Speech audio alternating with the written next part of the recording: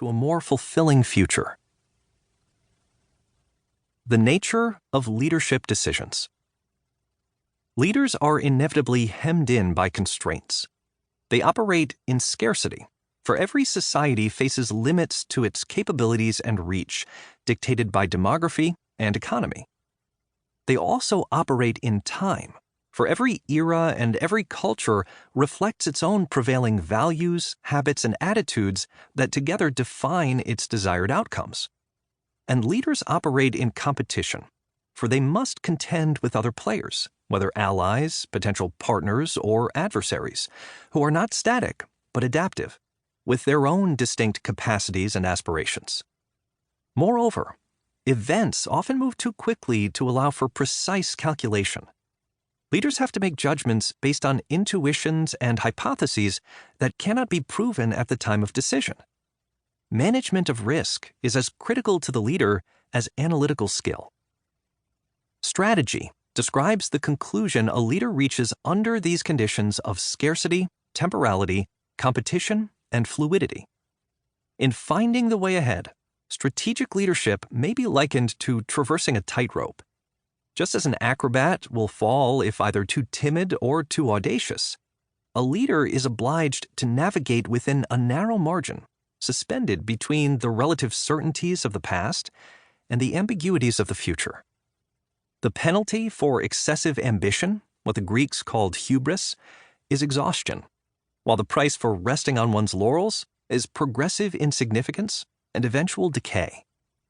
Step by step, leaders must fit means to ends and purpose to circumstance if they are to reach their destinations. The leader as strategist faces an inherent paradox.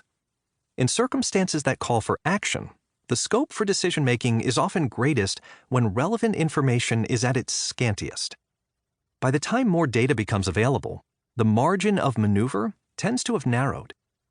Amid the early phases of a rival power's strategic arms buildup, for example, or in the sudden appearance of a novel respiratory virus, the temptation is to regard the emerging phenomenon as either transitory or manageable by established standards. By the time the threat can no longer be denied or minimized, the scope for action will have constricted, or the cost of confronting the problem may have grown exorbitant.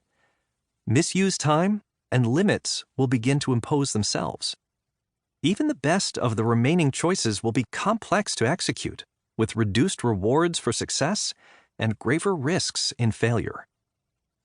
This is when the leader's instinct and judgment are essential.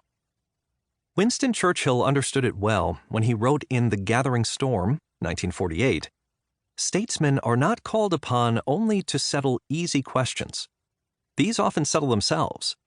It is where the balance quivers and the proportions are veiled in mist that the opportunity for world-saving decisions presents itself." In May 1953, an American exchange student asked Churchill how one might prepare to meet the challenges of leadership. "Study history.